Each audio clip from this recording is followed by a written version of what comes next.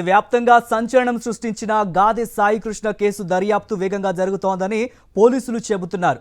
సాయికృష్ణ కుటుంబ సభ్యుల ఆరోపణల నేపథ్యంలో అన్ని కోణాల్లో విచారణ కొనసాగిస్తున్నామని అంటున్నారు. కృష్ణలంక పోలీస్ స్టేషన్తో పాటు విజయవాడ శ్మశానం స్వర్గపురిలోనూ అధికారులు ఆధారాలు సేకరిస్తున్నారని, త్వరలోనే వాస్తవాలు వెలుగులోకి తెస్తామని వారు చెబుతున్నారు.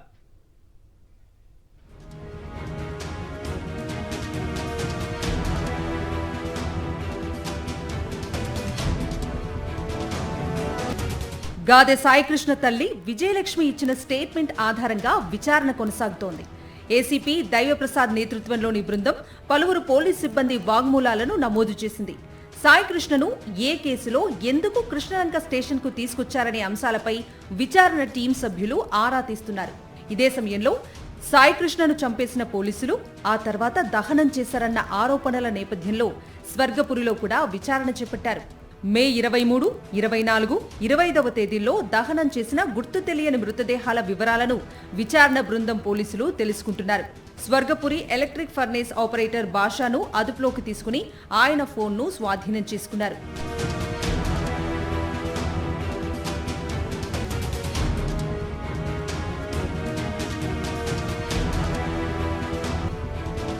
అనాథ మృతదేహాల దహనంలో నిబంధనలు పాటించారా లేదా, రికార్డులు నిర్వహించారా అనే కోణాల్లో విచారణ కొనసాగుతోంది. కృష్ణలంక పోలీసుల నుంచి లభిస్తున్న సమాచారం, స్వర్గపురిలో సేకరించిన ఆధారాల ఆధారంగా కేసు దర్యాప్తు ముందుకు సాగుతోందని అధికారులు అంటున్నారు.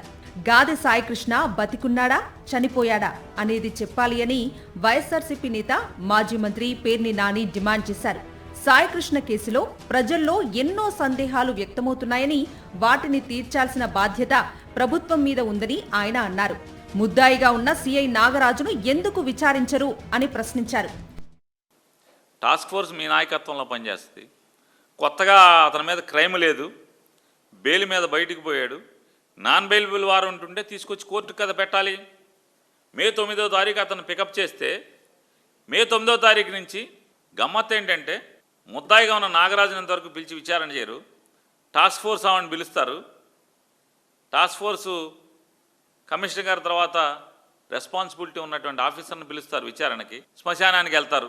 కృష్ణలంక శ్మశానంలో మీకు ఏమైనా హింటు దొరికిందా? కృష్ణలంక శ్మశానానికి వెళ్ళొచ్చారు కదా పోలీసులందరూ, ఆ పుస్తకాలు తెచ్చారు.